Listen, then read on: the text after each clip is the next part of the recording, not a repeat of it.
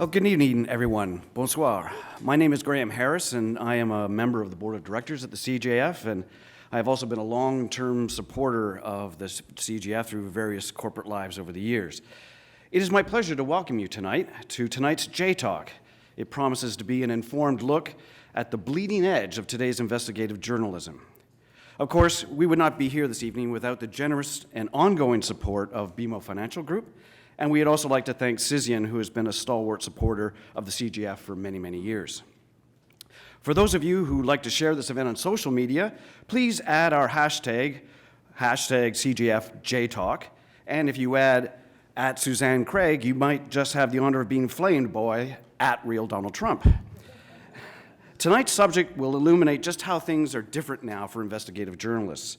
During Watergate, Woodward and Bernstein followed the money until it got to the president. Today, we know it's the president's money, but investigative reporters are deconstructing his wealth to see where it came from. Covering this story, you have to walk like an accountant, talk like a real estate developer, and think like a lawyer who's trying to bury the truth in obscure and opaque filings. 20 years ago, I was in RBC's corporate communications department dealing with Suzanne as she was covering the biggest business story of the day. It was becoming increasingly clear that the bank mergers were not going to happen, and she continued her full court press that she started when the mergers were announced 11 months earlier. Suzanne was always professional and was fun to watch in action, but I have to say a small part of me was relieved when the Globe sent her to New York. It is now my pleasure to introduce someone who's going to tell you even more about Suzanne. An award-winning investigative journalist and the author of 6 books, he was the senior producer for CBC's The Fifth Estate for 5 years. As a documentary writer and director, he covered wars, corruption, and human rights in Iraq, Afghanistan, Russia, Africa, and the Middle East. His feature articles have appeared in the Globe and Mail, the Toronto Star, the New York Times, and USA Today. His books have tackled organized crime, the justice system, and human trafficking. He's currently working on his next book and is training journalists in Europe and the Middle East. Ladies and gentlemen, Julian Sher. Thank you. Thank you all. You're in for a real treat tonight. I first met Suzanne a couple of years ago. I was speaking at an investigative conference in Sweden, and the organizer said, could you get somebody from the New York Times to come to talk about this new president and what's happening? So I called Suzanne up, and she agreed to come.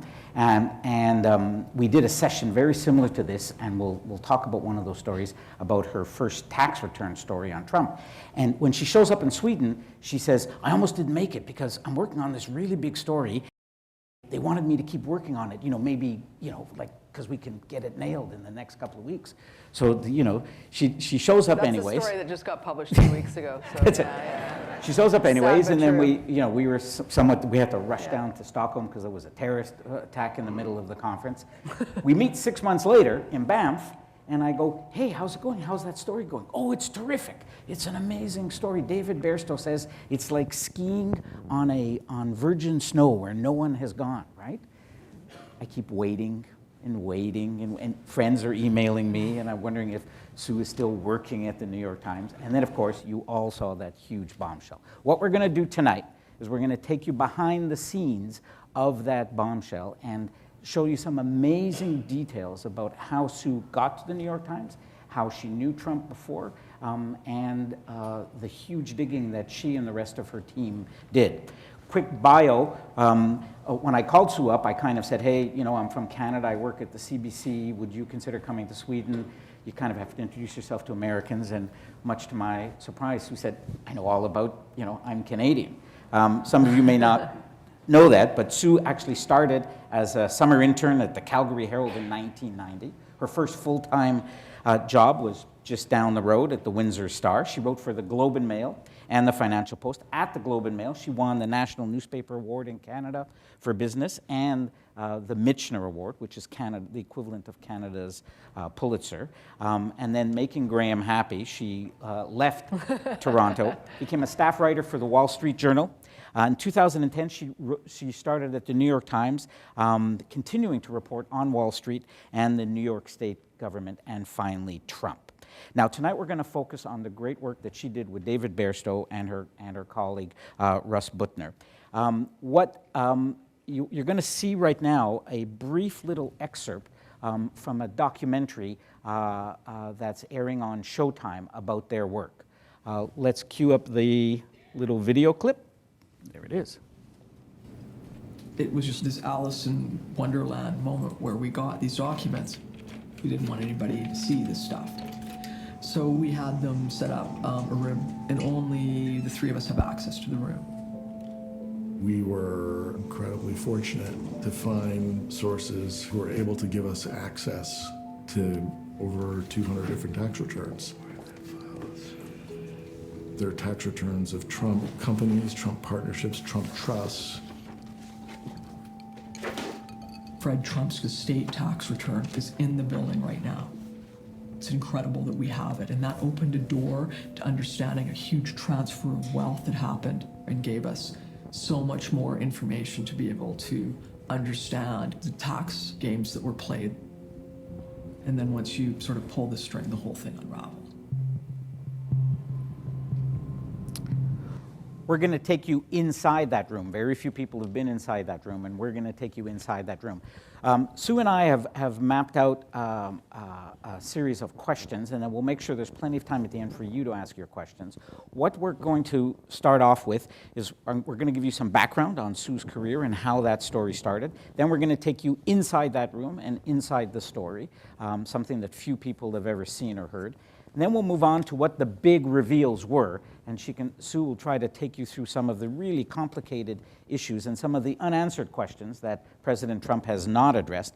And finally, we'll end up talking about the impact and some follow-ups, especially in light of Tuesday's election. All right? So we'll get started right away. Thank you, Sue, for coming back to Toronto. You got your start as an intern, as we mentioned, in the Calgary Herald, and I think most people, don't know that, but also don't imagine that somebody who starts off as an intern lands up being an investigative reporter for the New York Times, covering the biggest story of the year, President Trump. How did you do that? What was the path that landed you at the New York Times? That may be the hardest question today because I still kind of think about that every morning when I get up. It's been an incredible journey, and I'm really fortunate. So you guys, is it on or not? Oh. No, okay. Being a former TV producer. Oh, it's on now. Now can you hear it? No. Nope. All right. All right. That's weird. It's good to start off with a technical. That's right. That's okay. Can I just put this on the thing here? Yeah, sure. Okay. Is this better? Uh-oh. Yeah, that should work. Is that better or no? Uh-oh. Test. There we go. Okay. All right. It always works with test. So that's good. Okay. Just clip it on so you don't have to hold it. That's okay. I can just do it like that. You're on TV. Oh, okay. Says the CBC guy. There we go. Okay. Okay. So I was going to say, I asked myself that. Now I have to put it back on, right? Okay. You can tell I didn't grow up on That's the right, CBC. that's right. This is why they should never have let me out of the room. Is that okay? Yeah. No, see? See? All right. Hold it. Is that better? All right, There you that's go. what we'll do. All right. I'm going to play for the crowd, not for the TV. Is that better? No? No? Okay. Oh, man. Let's see. Is that better? All right, there Okay, we go. all right, okay. Now we're rolling. All right. I'm just glad I didn't go into a, career in TV at this point. So it's a good question. I sort of still wonder about it every day. I mean, it's been an incredible journey, and I think I started out with a simple thing that as soon as I started at the University of Calgary and I majored in political science, and I started out at the university paper, and I just found really early on that I really loved journalism. It was something that was in my blood. I just love chasing stories. And I've just sort of continued that. I remember when I was covering Wall Street at the Journal, I talked to this trader on Wall Street, and he was this really successful trader, and he had this really obscure corner of Wall Street that he traded. And I said, "What's your secret to success?" And he said, "I know what I do well, and I just keep doing it." And I sort of feel like I just keep doing reporting, and it's worked out for me. And I think the other thing that's been really successful for me is I decided to go into business reporting, and that's really served me well in my career in terms of being able to advance. I mean, I love what I do. Every morning I wake up with a childlike love of it, and I think business reporting has really sort of helped me move from both. I mean, I was at the Globe and Mail, and I got on at the Wall Street Journal, and that helped me move to the Times, and it's led ultimately to me covering the president in the investigations unit. So, I mean, I think the combination of the two and sort of specializing in there was a big deal. Now, when you're at the New York Times, you start off covering City Hall, and you also do a tremendous amount of real estate and business reporting. Yeah. Can you talk about you do some fairly extensive reporting on Trump, and the word you get when most people are expecting he's not going to win the presidency, and what your career plan was at the New York Times and how that quickly turned around?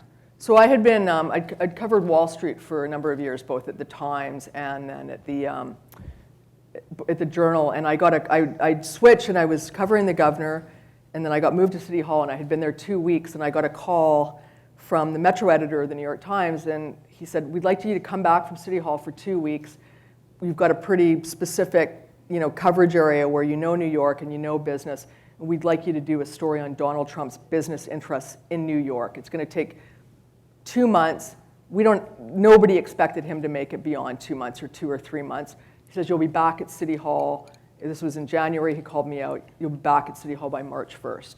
I never went back because Donald Trump kept winning. And I sort of became the Donald Trump investigative reporter almost by accident. The New York Times had dozens of reporters assigned to the candidates.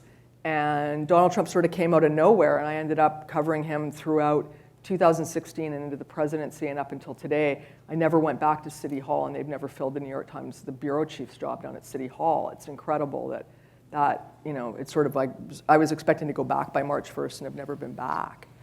After the election, suddenly your expertise on Trump becomes vital to the New York Times. Tell us about that day you get that brown envelope that every journalist dreams about in your mailbox at the New York Times Yeah, office. That was one of the most magical days of my life. So I'm running around doing a story on that day. It was on Goldman Sachs and Hillary Clinton. It was the only story I wrote on Hillary Clinton that year, and we're closing the story. It was a Friday afternoon. There was so much going on in the newsroom. It was weeks before Election Day, and I just swung by my mailbox on the way from one place to another, and there's an envelope in my mailbox, and I open it.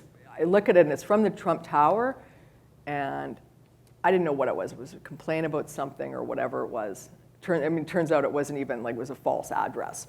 But I open it, and there were 3 pages of Donald Trump's 1995 tax returns in it. And I just stood there staring at it.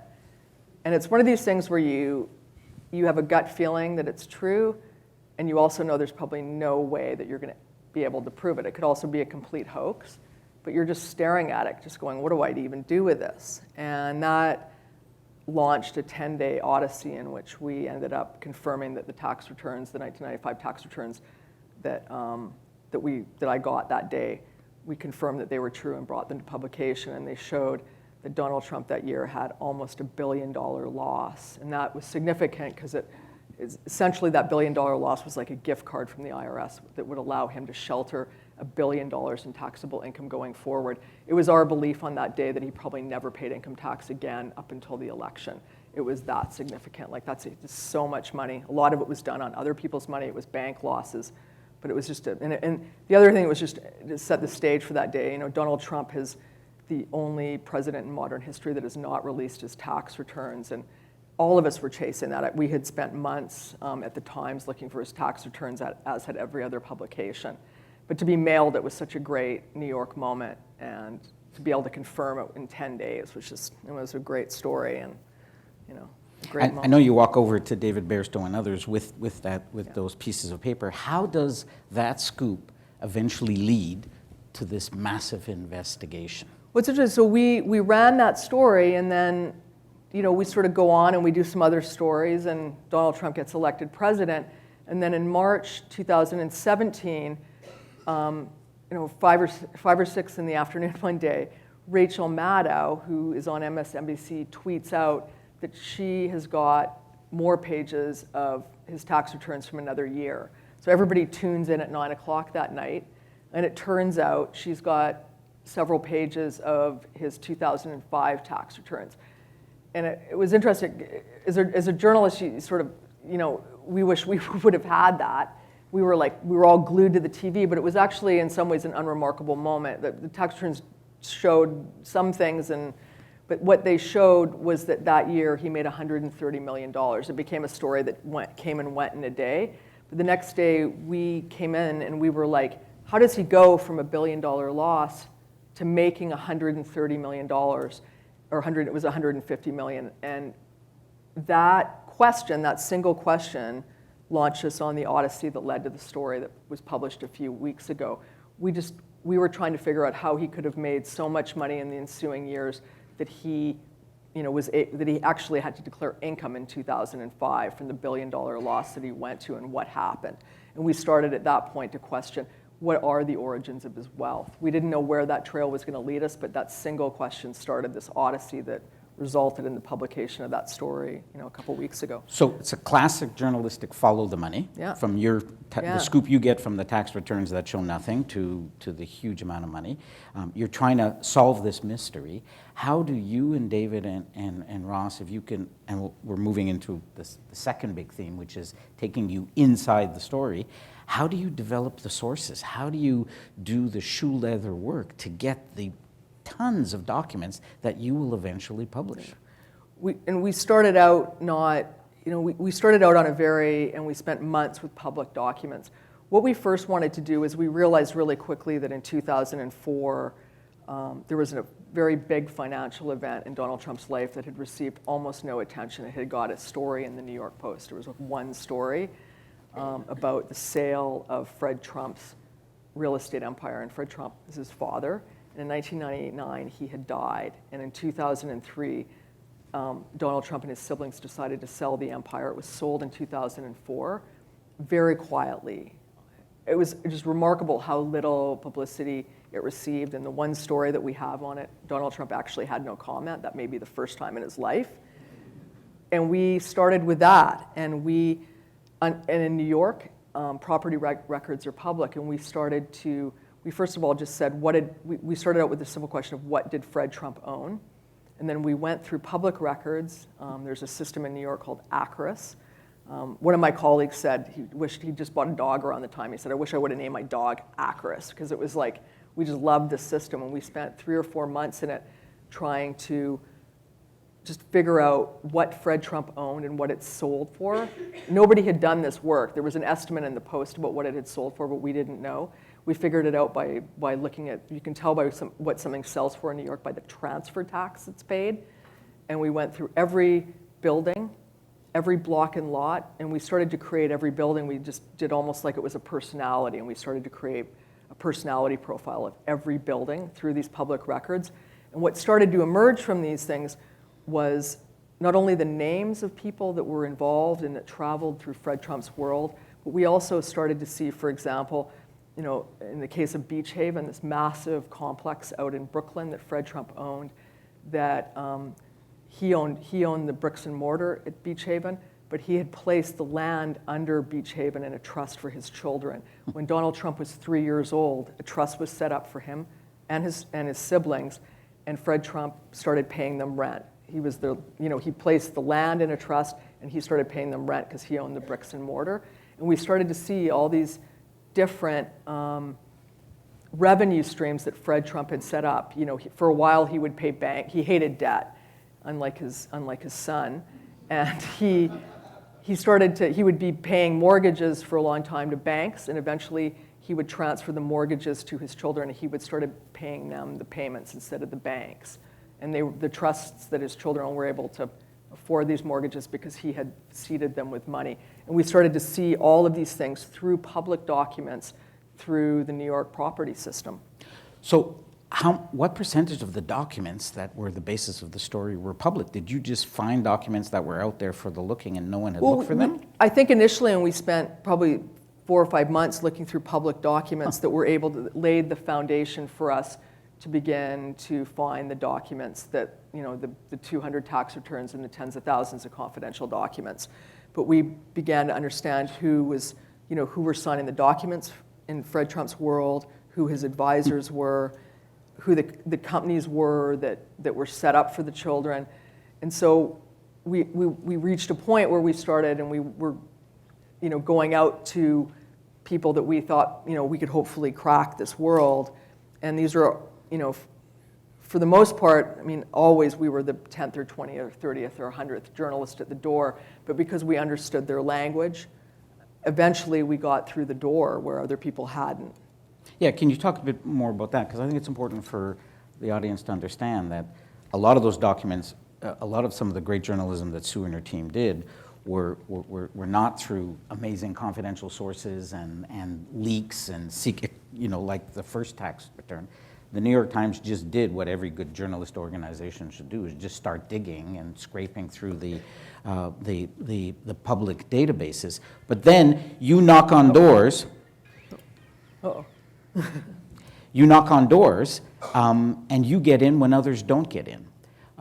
What was the success? Why were you able to do that when other people had been turned away by these very key sources inside the Trump empire? I think that was a really good lesson to us. And I remember when we were talking about having to divide up the source list, and it was just so daunting because every name on it was somebody that you knew had been approached so many times, and how were we going to be successful? And we thought, we'd spend a lot of time preparing our approach, and part of it was this language that we spoke and the documents that we were able to bring to the door to say, not just do we want to speak to you, but here's what we want to talk to you about, and we know about this, and we know about a company called Midland, and we know about a company called El County, and we never, I don't think any of us the first time we went to the door, we got in, but we kept going back, and we tried, you try not to bother people in a way where you annoy them, but rather to convince them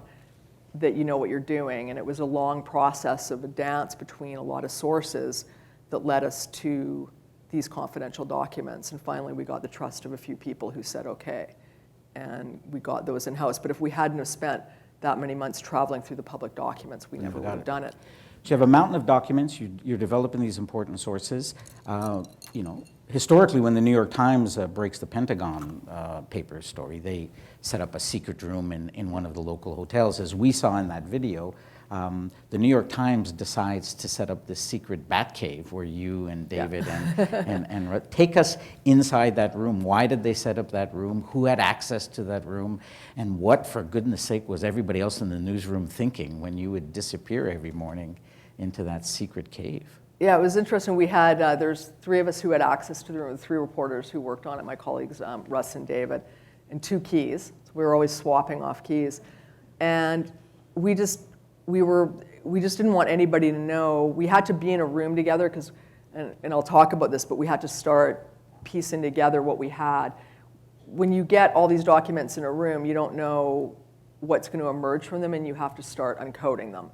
And it became like every day a puzzle that we had to kind of sort out and talk about.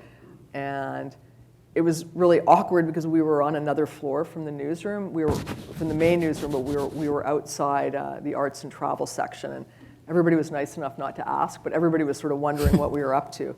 And at a certain point, you just sort of lose a lot of friends because you can't talk about what you're doing, and everybody kind of wants to know, but they're nice enough not to ask. But it became an interesting, and we were in there for almost a year.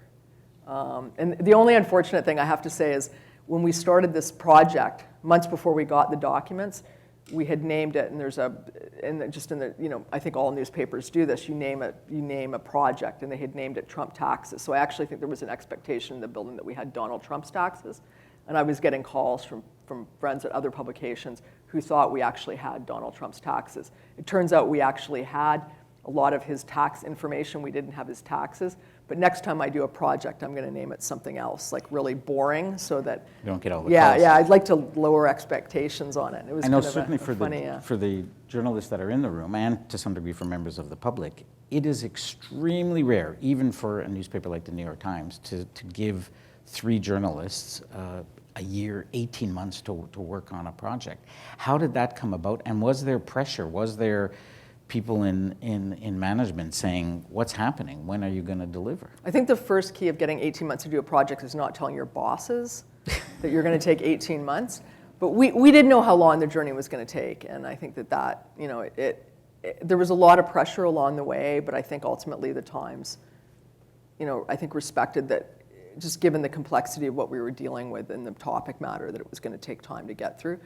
But there was a lot of push and pull along the way in terms of like our timeline. But generally, you had the strong support from your investigative editors and from Yeah, them. 100%, They were willing yeah. to let you take the time until you knew you were going to. Yeah, I think once they realized what we had in house and sort of where we were heading with it, 100%. Yeah. When you started off with David and Ross, you didn't think it would take that long either, did you? No, I mean when we saw each other in Right. April. Yeah. I mean, it's April or May of Yeah. 2017. Yeah, I mean, and we you thought it thought was- we were going to be published by the end of the year, Yeah. or sooner. And when Big was gonna be. we met, we didn't have the documents at that point. We still thought, even given the public documents that we had a great story, but we didn't have what ended up to be the hundreds of tax returns and thousands of financial documents that we got. Now, a key issue for members of the public to understand that journalists have to deal with is you're gathering information. As you saw, Sue and her team get massive amount of documents, have a lot of sources. You're beginning to put together a thesis and some important points. At some point, you have to decide, when do you approach the subjects of your investigation, in this case, the President of the United States, and give him or his team a chance to respond or react to that. Let me start first by, can you talk a bit about, prior to Donald Trump becoming president, when you were covering him and his family, I think people would be surprised how often Ivanka and the other Trumps, including Donald Trump, would be calling you at the failing New York Times. So can you talk about what it was like initially when you were covering him, and then how that changed? It's interesting because I covered him in, starting in early 2016, prior to him getting the nomination, and sometimes the calls were like comically relentless. Like I would be covering, I did a story on, it was interesting, on his airplanes, and it was it was in April of 2016, and I was looking at sort of how old the airplanes were. They became a huge backdrop to sort of him advertising his wealth. Well, in fact, a lot of them were 20, 30, 40 years old.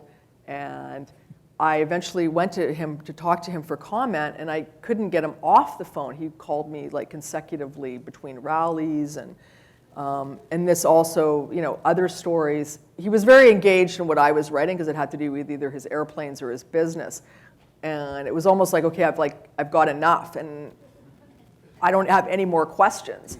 And you're just like, okay, in Ivanka Trump, I did another story where she was calling me, and it was like, I'd get 4 calls before I got to work at 9 in the morning, and she's my best friend, and girl talk, and it was just crazy. And then that separating now is a completely different world now, but when in the run-up, they're very savvy at dealing with the media, and aware of that when you're taking their calls, but you also, it's interesting just when you compare that to Hillary Clinton, who gave almost no access. No access. You always want access to the subject, but things really flipped coming into this story, and it's interesting just how our concern going into the story, and we treated this story really differently, and we thought a lot about how to approach them because we had seen in the run-up to our story, and we had a lot of time to see how they were dealing with investigative projects at the Times, and often they would tweet out information. If we go to them, you're worried that they're going to leak it. But at the core of what we're doing, we also believe that they deserve fair comment, and you have to kind of balance the two. And this was a very different, when we finally went to comment on our project, which we had spent more than a year on. We can't just give them one day to comment, but we also have to be prepared that they're going to tweet it out and that we're ready to go to publication. And so we got this story that we were pretty much ready to go, and then went to them for comment in different stages. And we have to go to not only, in this case, Donald Trump, but all of his siblings. But we had to be, and normally you would just engage people earlier in the process, but we were navigating, will he tweet it out? Will he say something? Will they hold a press conference? Or do something to undercut the story? And it became a real balancing act in the end. Ultimately, we gave them almost a month, and they came back with us, with the threat to sue and that it was defamatory and that they would pursue litigation, which they haven't. But they never engaged us on a serious level, and nor did any of the family members. Let's end the inside story aspect with just digging a bit more into that delicate balance, because Donald Trump Jr. had previously on a story. That's the one that really comes to mind. You had gone to Donald Trump Jr. for, as we have to as journalists, for reaction, and he tried to scoop the New York Times by tweeting it out and getting his he got version ahead out. of it. Yeah. He got ahead of it. So on this story, you gave them a month. So President Trump knew the guts of your story a month before you went to air? He did. We started to talk to them a month before. Wow. And part of it wasn't, I'm not sure, a lot of things happened. And we planned to run it one weekend and the hurricane happened. So there was a lot of things that gave them more time. Right. But we were adamant and engaging them at every step and sent letters saying, here's what we're doing. And we tried to engage them on a substantive level with the advisors that we knew about the information that we were going to publish. Ultimately, the lawyer that they hired to handle a lot of sort of high-risk media situations for them, and it was hired, Peter Thiel, represented Peter Thiel in the Hulk Hogan case with Gawker, was the lawyer that called us back. He's a lawyer that does not know and did not know any of the substantive facts of what we were talking about. He's a lawyer that threatens to sue reporters, was the lawyer that ultimately engaged us and hasn't sued us. People probably know there's the famous Bob Woodward tape when, just before his book comes out, he records his conversation with the president, and the president kind of says, oh, I didn't know you were trying to talk to me. I would have loved to talk to you. In your case, you can document the extent. And we got a comment from the president, which was, I got $1 million loan from my father, and I turned it into $1 billion empire, which was exactly the narrative of the story, which was interesting that that's what they came back with. And we can talk a bit more about the findings in the story, but it fed right into the narrative. Let's turn to that. I hope you've got a good sense now, as few people have, about the amazing internal behind the scenes, that Batcave operation that Sue and her two colleagues worked at. After a year and a half of work, approaching the president, giving the president and the rest of the Trump family a month to respond, the story comes out. And we're going to move on to what are some of the big reveals. Just before that, we're going to play a little social media video that the New York Times put together. It's being played off of Twitter, so there will be possibly a bit of buffering before you get to see it. But take a look at this, and this will help us set up Sue's explanation of what were some of the big reveals that you have to understand about where Trump got his money from.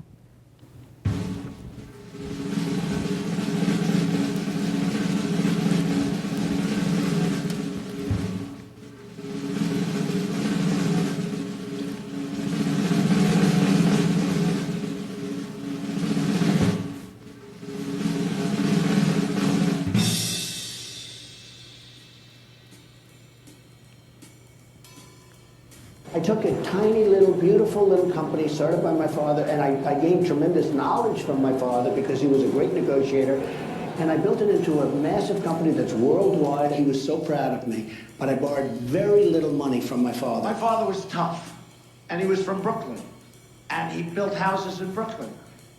And I borrowed $1 million, and I built it into a company that's worth more than $10 billion. You know, I started off actually with a father who was great, but he was in Brooklyn, Queens. You grew up in Brooklyn or Queens, I think, right?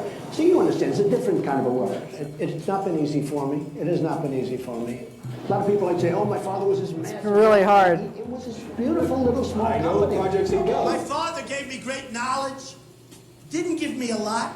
And later on when he passed away, give me something. But I have brothers, sisters. My father didn't have that kind of money where he could give that kind of money out. My father didn't want me to go into Manhattan. And he said, son, that's not our territory. We should stay here. That's not, you know nothing about that. But I want to build big buildings, Pop. His He was from Brooklyn and Queens, where we did, smaller things. And by the way, when my father passed away, remember, I have a total of 5 in my family. So we have brothers, sisters, split. I have all these people writing books about, I got this, I got that. I got peanuts. And when my father died, by that time I had already built a great fortune. Love that line. And my father didn't leave a great fortune. It was Brooklyn and Queens real estate, and it wasn't a great fortune. But now what they do is they build it up like, oh, he left Donald money. And my father never gave any money. When my father passed away, he gave some, but by the time he had passed away, I had already built my business. I built this empire, and I did it by myself. Nobody did it for me. Maybe not. So let's look at that, because arguably Trump's election and his success was the story that I did it all by myself. I just borrowed $1 million and paid it back with interest, and if I can become a billionaire, look what I can do to the country. Yeah, and this was at the core of sort of our pursuit, was that his persona was at the core. Like, that's how we campaigned and got into the White House, that he was a billionaire. And I don't ascribe to that. I don't know if he is or not, because he's never released enough financial information for us to gauge that. But he presented this gilded life, and that he was sort of this kind of almost up from nothing guy who got into the White House. And I think we all kind of a wink and a nod knew that wasn't true. But what our story ultimately did was really kind of put the nail in that coffin, that was just, give me a break. I mean, that was just the farthest thing from the truth. So let's try to break it down to the audience. I hope most of you took the time to read over a long, long weekend all 14,000 words. 14,000 words. And there's some great other social media video that you can watch on the New York Times site, some of them narrated by Sue, that will take you through what the big reveals are. But we're tonight, over the next 15 or 20 minutes, are going to take you through, with the leading expert, what were some of the big things you need to know about how Donald Trump really got his riches. So let's start with the most famous one, where he said, I just got $1 million from my dad, that's all. What in the end was the total number you were able to piece together about what he really got from his dad? So he did get $1 million loan from his father, and he got $1 million loans many times over. He got 60-some million dollar loans. It was at least $60 million in loans. And that's in real dollars over that we could at least track, and I'm sure it was more than that. And then he got more than $400 million over his lifetime, starting at least when he was 3, up until today, where he's still profiting off of his father's empire through the sale of it's a housing complex. It's the largest federally subsidized housing complex in the United States, called Starrett City. His father had an interest in it, and to this day, there'll be checks coming to Donald Trump in the White House from that investment. And it was a huge amount, of $400+ million and $60 million in loans, many of which were forgiven or had, the interest was never paid. And we'll get into some of the other tricks that they use. So we're talking about over $460 million total that he gets. What's Donald Trump's wealth when he's 3 years old?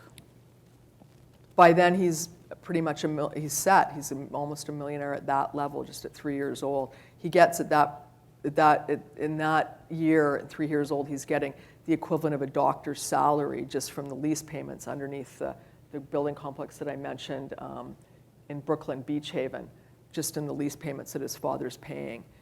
By the time he's 9 or 10, That's right. it just keeps going. Yeah. And I think there's a figure. What's his worth at 8, 9, or 10? I think Several million dollars. Several million dollars worth. Yeah. Then it becomes the foundational lie. What's interesting, I found, is that in your reporting and in some of the interviews you've done since, in the 1980s and the 1990s, the media was largely uncritical of this real estate tycoon. He appears on Dick Cavett. And interestingly, the New York Times, your own newspaper, can you talk about the article that the New York Times does, which in many ways becomes the root of that myth? What's interesting about the story that we did, to me, is the idea that he was worth all this. And we started to call it the foundational lie. It's like the first lie that's committed. And when we started to trace back sort of where this started, I don't know if the New York Times did the first story, but the first significant story that was done on Donald Trump that we could find was in the New York Times in 1976, and it was incredible. This is a Donald Trump at this point. He's in his mid-20s.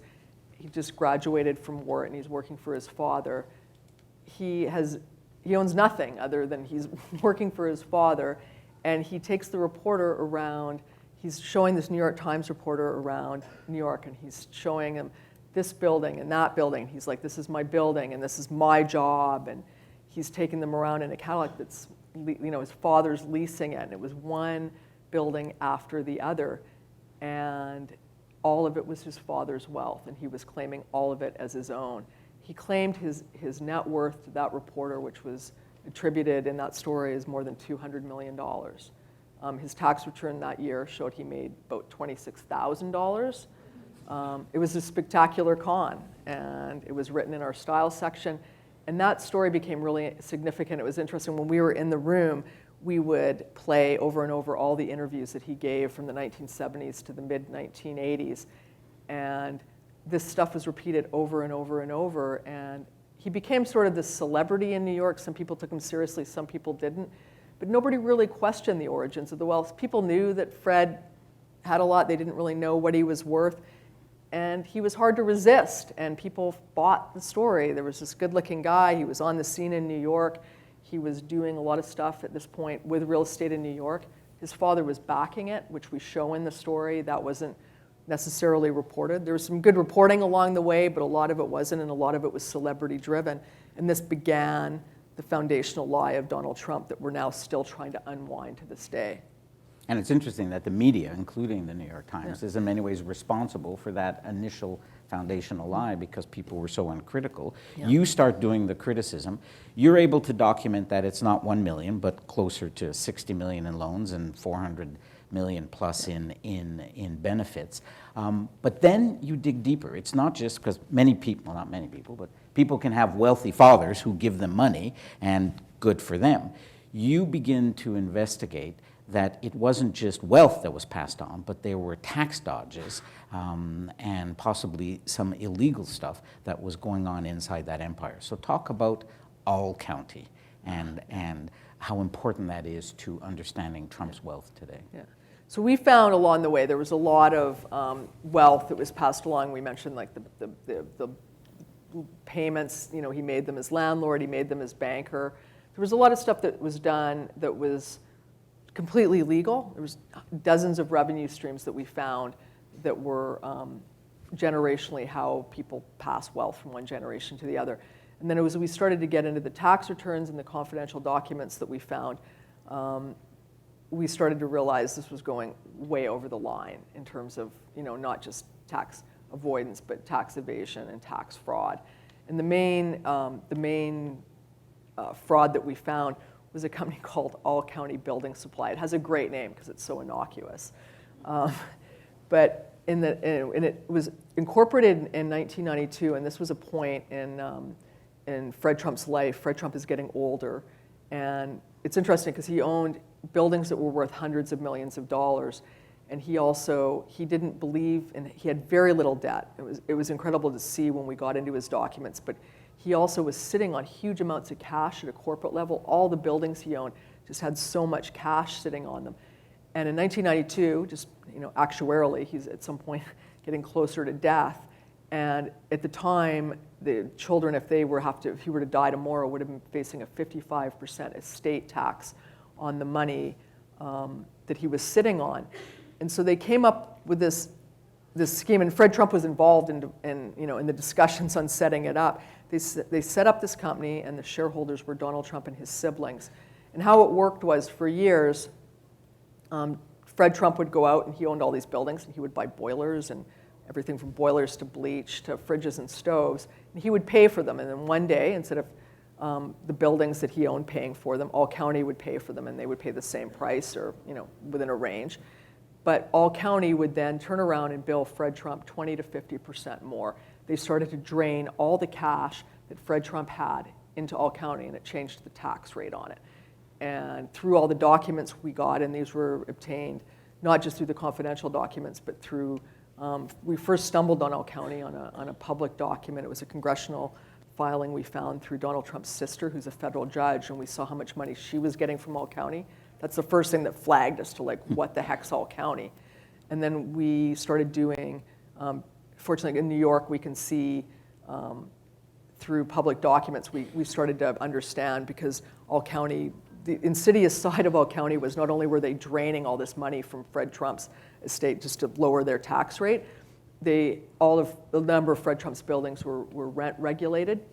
And in order to increase the rent in these buildings, they had to apply to the state to do it, and they started submitting these padded bogus receipts to justify the rent increases, and they were getting higher than what should have been rent increases. And through FOIA requests, we were able to pull these documents in and see they had submitted these bogus receipts to basically jam their tenants with higher than what should have been rent increases. So through Freedom of Information requests, we were able to get a lot of these documents. It was once we sort of saw what was going on, and there was millions of dollars that were being drawn down from Fred Trump's entities to the kids to lower the tax rate. Ultimately, Fred Trump in 1999, when he died, he was a guy who, he had so much money. We couldn't believe between 1998 and 1993, he drew out more than $100 million in, like, real money for 5 years from his, on his tax returns. He died with less than $2 million in his bank account. Because these kids had just drained his empire. Like, it just was, like, unbelievable to see how much money we saw. And this doesn't even include the personal bank accounts that had tens of millions of dollars that we saw going through it monthly. So just for you spent many years covering Wall Street. I have enough time balancing my bank account. But just to be clear, you've got a very rich dad who, when he dies, if his money stays under his name, Donald and the rest of his siblings will get a huge hit. And there's all kinds of ways you can do it legally. But what they do is they create basically this sham company. And money is siphoned away from the future tax man. Into this sham company, all it did was just produce receipts that went up to Fred to drain them. Bogus receipts that were padded. And all the kids, Donald included, then get those millions without having to pay the... they may have paid some tax, we don't know, but they definitely didn't pay 55% tax. Taxes that they had to do. Yeah, they defrauded the U.S. Treasury. So Donald, thanks to both his rich dad and also some rather creative tax dodges, is sitting on millions and millions and millions. But as his dad is dying, Donald is a little worried. Tell us what Donald does to try to get even more money from his elderly dad. Yeah, this is one of the most incredible moments in the story for me, and just in terms, because the story, a lot of it's about tax fraud and how he got his wealth, but it ultimately is the story of a relationship between a father and a son, and just this incredible, I think, the dynamic between the two of them over decades, and how Fred Trump at every turn had Donald Trump's back covered. He gave him hundreds of millions of dollars, he co-signed loans, he forgave loans. And then in 1990... There's the famous casino story. Yeah, he had the 1990, and when Donald Trump was in huge trouble and couldn't make the payments on the debt, one of his casinos, one of Fred Trump's bankers walks into one of his casinos and buys $3.5 million in casino chips and just walks out without placing a bet. He made the bond payment for him. And it was incredible. This story's been out there, and they paid a fine. But to see the checks written, like we had the checks in house. We spent weeks scanning all these documents, and just to see the check to the Trump castle going through, we were like, wow. So you see the distress that Donald Trump is in 1990. And Dad is always there for him. And that was like the darkest moments of Donald Trump's financial life, where it was in 1990. And you can see it, and you can see Fred Trump, who he tried to avoid taking out, you could see for years on his tax returns, very little money he took out. And in those 5 years, in the greatest moment of his son's distress, took out more than $100 million. And in December 1990, there's this moment in the story, and it just is an incredible scene between these two men, and of a father who has at every turn supported his son. Donald Trump has a lawyer in-house. One of his lawyers draft a codicil to his father's will to change his father's will, which would have given, he has lawyers show up at his father's house, and Fred Trump reads the codicil that his son has drafted to the will. He's given no notice that this is coming over. And Fred Trump immediately sees it as an attempt by Donald Trump to gain full control of his own empire, of his, Fred Trump's empire. And Fred just flipped out. He refused to sign the codicil, and he immediately changed the executors on his will. At that point, Donald was his only executor, and he put Donald Trump and his Mary Ann Trump, Donald's sister, and Robert Trump, the other sibling, as the co-executors, and ultimately drafted another will. He saw what was going on immediately. It's just incredible that a son could send over a codicil and try and have his father's will changed. At this point, Fred Trump is getting on in age, and at least he had the wherewithal to see what was going on and put the brakes on it. But it's just an incredible thing that after all of that somebody could do that. Let's wrap this section on the big reveals, because I think you've taken the audience through some of the big chunks and shocking revelations. Is that on the front page of the New York Times, you are in effect accusing the president of outright fraud. We did, yeah. How comfortable were you with that, and how strong did you feel you had the evidence to be able to make such a damning accusation? I think it was an evolution for us, but I think ultimately we felt really comfortable about it. When you see things like All County, and we haven't even talked about all the games that were played with the appraisals, and this is Fred Trump was a man who was one of the greatest post-war builders in the United States. He owned hundreds of millions of dollars in real estate, and to see how they, through various, either in the will or through other things that went on, took real estate that was worth, when it served them, told the IRS it was worth nothing, or real estate that wasn't worth a lot, and when they needed it for charitable deductions, told them it was worth tens of millions of dollars. From the All County scam that we told you about, there was so many things that we saw. We felt ultimately very comfortable. I mean, there certainly were discussions at the New York Times about the allegation that we were levying on them, but we felt... You felt comfortable? Yeah, we felt very comfortable about it. In the final 10 minutes we have, before we can open it up to the audience, let's talk about the impact of the story and also what's coming forward, especially in light of Tuesday's election.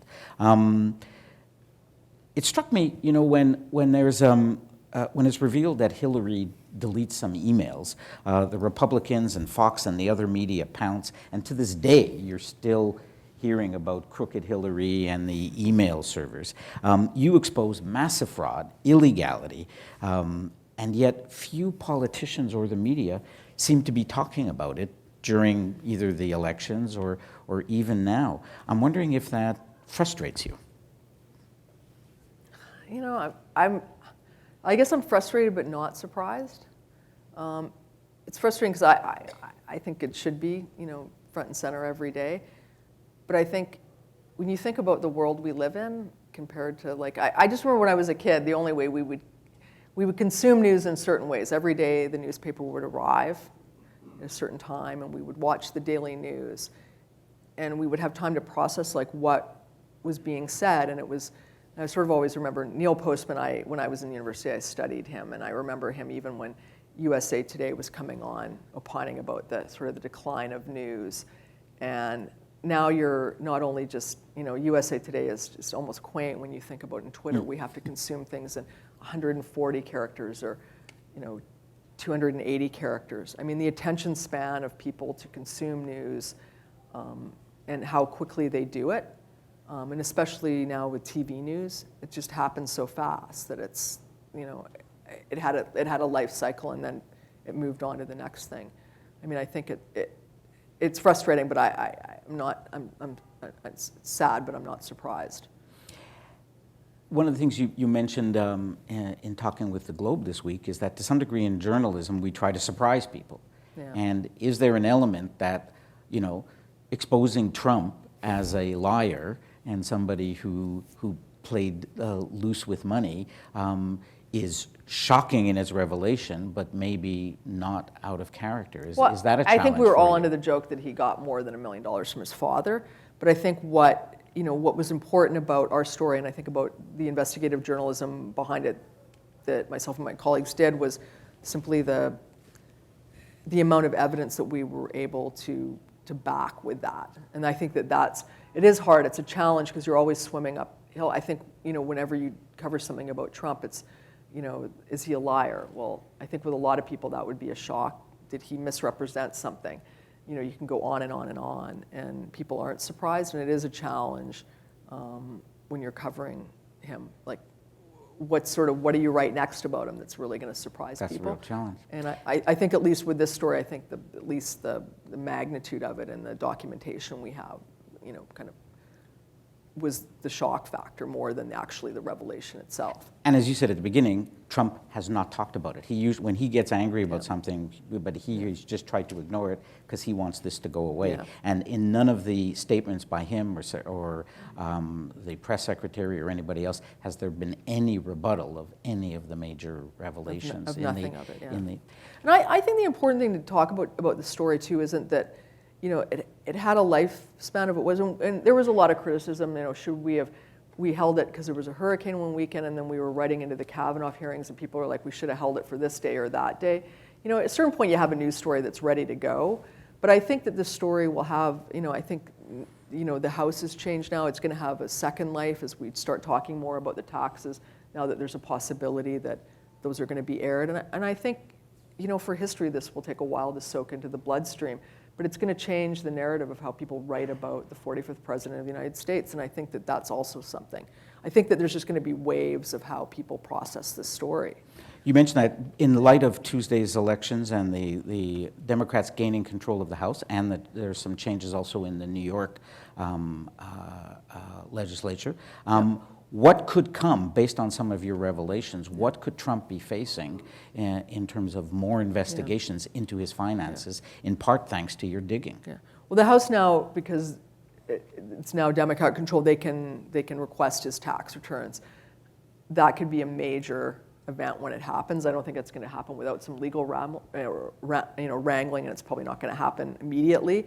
New York State also now, the Senate was Republican controlled. It's now controlled by the Democrats for the first time in a long time. They've been seeking his tax returns, and there's bills pending that could be reintroduced. That could happen. And there's also investigations going on both on the city level and the state level into some of the allegations that we raised. I'm optimistic about some and not so optimistic about others. A lot of this happened a long time ago, but in some cases, the documents still exist, and I think there's an appetite on certain levels to continue to pursue it. So we're sort of feeling a bit of a mix. Interesting. Yeah.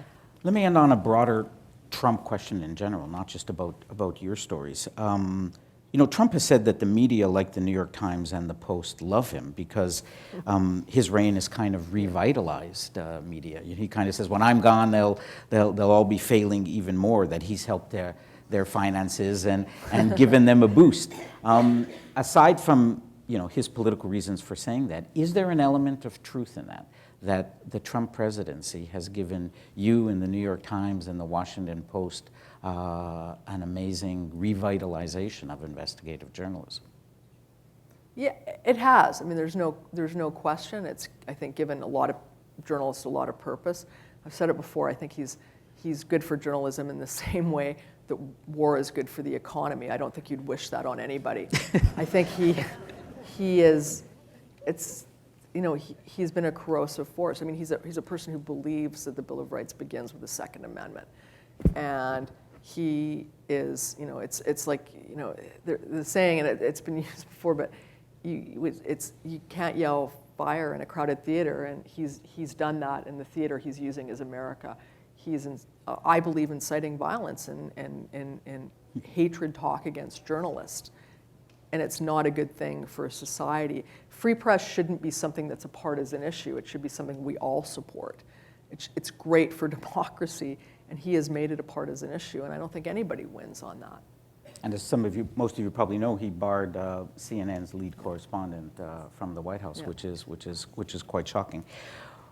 Finally, in light of what you've been saying all night and your last comments, what's it like working at the failing New York Times in the age of Trump? How exciting is it, and also how crazy is it there now? It's been, to be able to do that story was a great, it was just a great experience. And like, you, as an investigative journalist, you think that something like somebody gets to the White House and all of this stuff should have been figured out and all of his history. We had in the room that we were in, we had a board. It was a bit out of homeland, but we had on one side the headline that we wanted on the story, which was Donald Trump, the correction. Because so much of it was wrong in this history that was out there about him. And on the one hand, it's exhilarating to have been able to write that story, but I also feel it's really, I feel like we're working in a domestic war zone at this point. When you walk into the New York Times every day, there's police barricades out there now.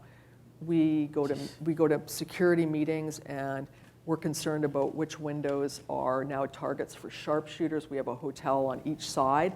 We have to work with the hotels for security. I actually sit at a window and I look out every day. You're like looking for sharpshooters. Like, it is not something that's pleasant, and this has been brought on by the person who's now in the White House. I mean, it's incredible. We have to go through training in case there's shooters that come in on how we get out of the building. They want us to go to first aid courses so we can learn how to bandage people in case of a mass shooting at the New York Times. It's a really scary time, and it is. You sort of you worry about what's going to happen every day when you walk in there. So on the one hand, I think it's been great for journalism on one hand, but I wouldn't wish it on anybody. Yeah. On that optimistic note, we're going to open it up to questions from the floor. We're bang on time. So we'll have about 20 to 25 minutes. Please come up and use the mic so we can hear your voices. Please do ask questions. Don't make statements. And make them as pointed as you want. And Sue will take them all. Identify yourself if you feel like it, just so we know where you're coming from. Sir, you're first. Yeah, just a private citizen, Paul Sopak. It seemed to me that there was an interchange of the terms like fraud and creative tax dodging. Yep. I mean, in terms of legal matters, are you inferring a fraud in terms of a criminal liability? And isn't that really the purview of the American IRS to determine that? Excellent question. No, it's a good question. There was a lot of, in the story, and we tried to make those lines pretty clear. There was tax avoidance, tax evasion, and tax fraud. The criminal liability, I think the statutes have long told on that in terms of what we found. There's statutes for criminal fraud, and I don't think anything's going to come of that. We did find, we believe, pretty outright fraud on some issues, and whether the IRS goes after it or not, we haven't heard anything from them. I think two things. One is I've talked to people at the IRS. Is it their practice to go over, after fraud, after 20 some years? On a civil level, they could. It's unlikely because it's their practice not to. And now the person they're pursuing is the president. But I think in the story, I hope we were pretty clear about the lines in terms of the different, is it tax evasion, tax avoidance, tax fraud? And we saw kind of all stripes in the story. Yeah. Yes, ma'am. As of last night, there's a new attorney general in the U.S. who has not been confirmed by the Senate. Yeah. I'm an ordinary citizen, but a political junkie, and happy to be a Canadian. Is there any thought, he can shut down Mueller if he chooses, but he's not been confirmed. If the Senate sits, he will be confirmed. He should excuse himself. You've got all kinds of examples of why. Is there any thought of working on this? In terms of the tax stuff? In terms of him being Attorney General and the power he has. I continue to think that they're going to refer, in terms of the special counsel, anything outside of, and I think Mueller's been pretty clear on that. He's referred a lot of stuff to the Southern District in New York that is not kind of at the core of what he's doing, and I think you're going to continue to see that. I don't know from Mueller's office. I don't know what. I wish I had a crystal ball to sort of see what tomorrow is going to bring with the nominee that's in. But I think with Mueller, you're going to continue to see it's been a pretty consistent pattern of referring stuff to the Southern District. Yeah. Sue's colleague Charlie Savage in today's New York Times has a couple of excellent articles that address some of your questions, and he takes you through why the new Attorney General can actually stay in office, I think up to 210 days. Yeah, without actually being confirmed, and it without a can be confirmation. renewed, and what his powers are, which are quite extensive, Yeah. to stop or block Mueller. So Yeah. But it's quite a good read. he should accuse himself. Well, Shouldn't, that was would, or raised should- because yeah. the question is because of his previous Yeah, statements about yeah. the investigation. Yeah, yeah. Hi there. Hello. I have actually 3 questions rolled into one, sorry. I was thinking, you've spent almost a year working on this, and what surprised and delighted you about the result of what you did, but what disappointed you in terms of the reaction? And finally, what would you have done differently? All right, so surprise, disappoint, and what would you have done differently? And what would you Good change? question. Clearly a journalist. What surprised me? Keep, throw away, and recycle, I guess is the theme. Oh, it's a hard surprise, disappoint. What was the third one? And then, What would you do differently? what would you do differently? Nothing surprised me, nothing disappointed me, and nothing I would do differently. Oh, I mean,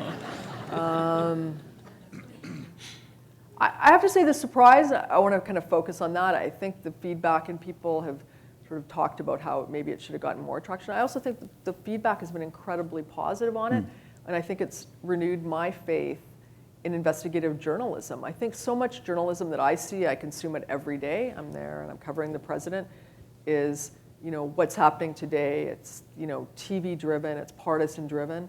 And I think it's renewed my faith that, you know, sometimes let's actually spend some time actually following the facts, and that people want to see that sort of journalism. It's been really heartening to see that. So I actually think, like, I've had a really positive experience from the feedback on, you know, just renewing my faith in investigative journalism, that people want to see more of this, and they want to see, you know, papers doing more, you know, spending the time and spending the effort and doing that. Were you surprised at how big, I mean, you start off. I haven't had a big, yeah. You were surprised about how big your reveal was, like the amount of money? Did you have any sense when you were starting out that we were talking, you know, 450 million No, it's plus? interesting. The thing that I started out with, and I did a story in 2016 where I wasn't sure actually what Donald Trump owned and didn't own, and I spent months doing we actually hired a firm at the Times to do a property search on all of his properties in the United States to find out which ones he owned and didn't own, because there was always this, like, you know, feeling in New York that he said he was worth all this and he actually was worth nothing. And it was interesting because I sort of started out kind of more on he wasn't worth a lot. And it doesn't mean because he inherited all this money that he's worth something. Those are two different issues. But to see the magnitude of wealth that was transferred from one generation to the other was a really big surprise to me, that at least he could have lost it all in a day in a casino, but that he, over his lifetime, got hundreds of millions of dollars from his father. That was actually a surprise to me, that when we actually, you know, figured that out at the end and all the loans. Yeah, so that in a macro sense, to see, it doesn't go to his net worth. We still have no clue on his net worth, but to see that he inherited that much money was... I'm sorry, do you think he's a billionaire? I don't know. Yeah, I'm careful about, I don't know. Just a citizen, but a media consumer. And I enjoyed your piece very much. Thank you. You mentioned Marianne, his sister, who's a federal court judge. Yeah. And that it was her filings as part of her hearings That triggered, that gave you an important set of leads. You suggested that, and both in your article and today, that Trump and his siblings were all complicit in what was fraud and tax evasion. I assume you made an effort to talk to the judge. She may not have talked to you, but it seems to me that she's in an almost impossible position as a federal judge to be swept up in a tax fraud and tax evasion case. Yeah, and it's a really interesting question, and I think there's been at least some complaints lodged against her. She's now a senior retired judge, but in the story, we lay out sort of levels of what people knew. Donald Trump and Robert Trump, his brother, definitely knew about All County and knew about the flow of money and what was going on. Marianne Trump Barry, the judge, was a recipient and it's unclear to us exactly what she knew about it. And the same with Elizabeth Trump, the other sibling. So I think there's different levels of complicity among the four. There is proceeds of crime. But there are, and I don't know where those, we're looking into that as a what's going to happen with her. And she, between 18 months in 1980, 98, 99, made more than $1 million from All County, the sham corporation that we talked about. It's incredible, and that was at the tail end of it. So who knows how many millions of dollars were being drawn down in the previous years. Yeah. Thank you. Yeah. Oops. Hello, I am a journalist at Ryerson University, and I just wanted to ask, if Trump is found guilty for fraud, what would be the penalty for his actions? At this point, because the criminal penalties have told, it would be civil penalties. So there would be either fines, fines with interest and penalties. So those are the three kind of main ranges of it. That, as far as the IRS and state and city, people would be concerned in terms of can they recoup money and how much, and then fines and interest. Yeah. Thank you. Hello, I'm a political scientist specialist at U of T, and I just had a question for you. These past 2 years, the White House administration, in particular the president, seemed to have a different headline in the news every day. And as someone whose job it is not only to inform the public, but to serve that watchdog function, how do you feel seeing, on one hand, the very positive response to your story, and obviously this great journalism, which you and your coworkers have done, but also the White House administration's ability to throw so many headlines and kind of have this big smoke screen? And I guess the real question which I'm asking is, are you ever afraid that your work might get lost in like the strange noise of this weirdly effective PR machine that they're running out of the White House? No, they're incredibly effective at it. I mean, I think you can say a lot of things about Donald Trump. The one thing you can never underestimate is his ability to control the conversation. And it is frustrating to see it. Even today, we just woke up, was it this morning? Yeah. With the midterms, seems That's like right. a long time ago, and already the conversation's changed, and the Attorney General's now out, and every day the conversation changes, and it's frustrating. I think Does that ever discourage you?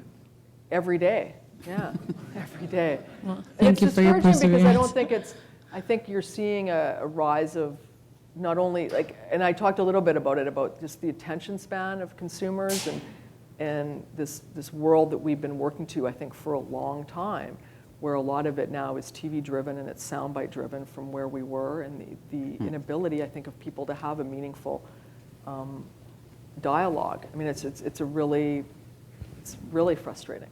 Yeah, as a consumer of news and somebody who I appreciate that all of you have turned out tonight to actually have a meaningful conversation about an important story. It's a rare thing. Thank you. Yeah. Kowski. I'm a freelance business journalist. This might be a little inside baseball, but I am curious to know how you actually wrote this thing. There's 3 of you, 14,000 words, thousands of documents. How did you sit down to put this to the page? I'm trying to forget that. No. It's interesting. We started out, and it's a good sort of journalism question, because how do you tell a story? We had we could have told it in 3 stories, and we could have done a serial on it and done 2-3 stories. And we started to outline it, and we started to outline it as 3 different stories. And we realized in that process that it ultimately, it was one investigative narrative about, it was about a father and a son and their relationship. And we didn't feel, because we were, sometimes an investigative narrative, when you're trying to map these things out, will have an anecdotal lead. We happen to have a pretty hard news lead that he'd committed fraud. And we didn't get to the fraud until kind of midway through the 2nd or 3rd story. So we realized we couldn't really run a story on page 1 of the New York Times saying, well, there's a fraud here, but you have to wait till tomorrow to get to it. So as we were sort of mapping all this out, we saw that it just naturally became one story. And it was a beast for the New York Times to deal with. It ran through 8 pages of the paper. And I think it's one of the longest stories the New York Times has ever written. It was a huge commitment by them to do it, but I think when they saw it, and we kind of was a bit of an evolution of everybody talking about it. But in order to do this, we had to get editors and layout people and everybody on board to do this. And how are we going to lay it out? And how are we going to tell this story? And it sort of was a beast that they'd never seen before. So it was a difficult process. But I think we did the right thing. I think there's some things. You know, the scene about the will scene, I would have loved to have written that in a separate story where, you know, the son comes in and tries to change his father's will. That's just such an incredible moment that I think, you know, would have been great to have let breathe a little bit in a separate story. But I think it worked in the story. So there were some hard choices that we had to make, but I think that's sort of how it came to be. Once we started to outline it, it became very obvious that it was one story. Do you have any statistics? Because it is a bold decision for any publication to, instead of breaking it up, making it, you know, easy, more bites, you know, that they do either on TV or even on. We actually did a takeout. We actually did a summary story of the story, which was a really rare thing. The real takeaways. Yeah. Do you have any statistics or any sense of how well read it was on the website and in the paper, and any sense of how many people consumed, how many minutes they actually spent going through it all? I know more than we had at one point, weeks ago, more than 5 million hits, but it's still getting more than 100,000 hits a week. Wow. Just in the statistics, we can pull up 2-week windows. Right. And I bet the consumption is showing that people are reading. You can actually see that they're going all the way through it. They were really glued to it, and it was a good decision. Next question. My name is Ryan Lowenza. I'm just in finance, so not journalism. First, I want to commend you and your team for the diligence of the work and the report. It was amazing, and hopefully you'll have awards in your future on it. My question is, what do you think the end game is for Donald Trump? My view is it doesn't end well, but I don't know what it looks like. I don't know if he's behind bars. I don't know if he just quits. I don't know. Do you have a view of how this all plays out over the next couple of years? Or he just goes unscathed and he goes off into the horizon, the distance? I can't imagine it end well, but there's a lot of things I can't imagine that have happened. I mean, it's sort of I think we've shown that a lot of the things they did were out of an episode of The Sopranos. Yeah. And, still kind of nothing's happened. But I think, I don't know, I like to believe that eventually, things come to the top and that something will happen, but I don't know. I mean, it's a hard question. I don't know.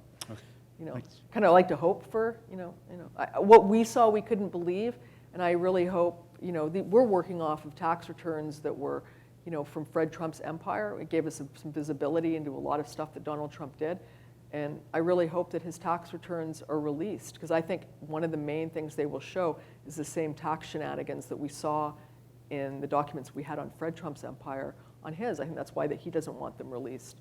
I mean, I think that's going to be one of the big reveals that we'll see if they're ever released. Following up on The Sopranos, did you find connections in your work with what's going on with the Russian billionaire class and so forth? We didn't. Okay. No, simple, we didn't. It's not to preclude it's not there, but we didn't find it. Hi, I'm just a concerned citizen. I have a question in terms of what your excellent reporting really showed is that white-collar crime is really not investigated or prosecuted, and what you would recommend to resolve that, because a lot of people are getting away with a lot of things that hurt people that are not prosecuted. Yeah. Part of what the story did lay bare is that the IRS is not, if they find something, it's often settled, for a small amount. And that was a really frustrating thing we saw over and over and over. A lot of what we saw was illegal. A lot of what we saw was also legal and dubious, and it was settled. And we saw some of the settlement. We have the IRS documents where it was settled for, not a lot of money. It's frustrating, and this is coming at a time where less and less money is being put into enforcement at the IRS in the United States. And since there's no one here, if I could follow up. Because with the Republicans keeping the Senate, they have even more control over the judiciary, which means that if the appetite is not there to prosecute, it probably won't be. So what can regular people hope for in terms of people being held accountable?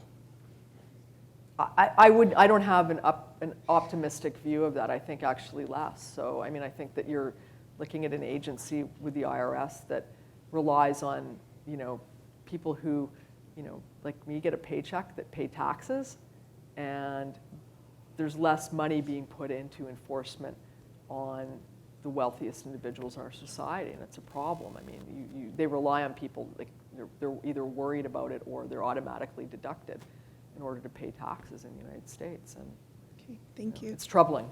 Yeah. One final question here. Hi, my name's Paul LaBelle. We've all learned a lot of new words from Donald Trump. One of them is emolument for me. Are you going to be looking at that? Is the Times planning on investigating all his benefits that he's getting from being in office? In terms of the emoluments or just writ large? Well, both. It's just, I guess the question is, do you need the income tax returns to do that? Can you investigate like the hotels and things like that? Yeah, and I think we've done a lot of reporting on that, and I think there's a lot of stuff not only on the emoluments question in terms of what's coming in, but also just on, there's great stories to be done on the benefits that the family receives from just being in office that come to him. So I think both of them, I think we've done a lot of stuff on the emoluments already, but it's a great thread to continue, and I think as the courts continue to push forward on some of that, some cases are going forward, it's going to be a great area to watch. Mm. Yeah. Thank you. Yeah. That's a good point I want to end on. We started with you as a young reporter, intern at the Calgary Herald, and then you'll end up covering business here in the Wall Street Journal, covering Trump, real estate, and the famous tax return story, and then you do this bombshell that I think has enthralled 5 million people and counting on the web and people here. I know you can't reveal your secrets, but what is next for Susanne Craig? What kinds of stories are you trying to work on in the months to come? I mean, I think we want to keep, I think that the tax return story is very rich. I mean, it's sort of a hard story to say, we're going to keep, you're sort of hoping that more tax returns are going to come forward. But I kind of believe you make your own luck, and we're working to reach out to people who we think have them and hope they have our phone numbers and hope they know we have some sort of expertise in dealing with them, and hope that, I think lightning strikes 3 times at this point. So, I mean, I'm hoping that, we continue to get more in and more stuff to work with. It's a bit of a, open frontier right now because we don't have that. But I hope that, as we go forward, we get that. And in the meantime, I think we're going to ask a lot of questions on things like emoluments and benefits and other things that are coming through the door. Well, I think it's also clear you and the rest of the team, David and Ross, have the street creds now on this issue. Yeah. And I think a lot of bigger stories are going to come from Susanne Craig and the New York Times. A round of applause for Suzanne, please. Thank you. We'll have some closing remarks. Suzanne will be around a bit for the reception, so you could pester her with even more questions. My name is Natalie Kirby. I'm President and Executive Director of the Canadian Journalism Foundation. And this has been just an outstanding behind-the-scenes look at Susanne Craig's unbelievable journey to her blockbuster investigation. On behalf of the CJF and the entire audience, I'd like to thank her for joining us in Toronto. We're honored to have one of our great Canadian journalists and a New York Times superstar on our stage tonight. Thank you. And our gratitude to Julian Sher. He embodies some of the best traditions of investigative journalism, and he put a great deal of work and thought into making this a timely and relevant discussion for all of us tonight. Please join me in a round of appreciation for Julian.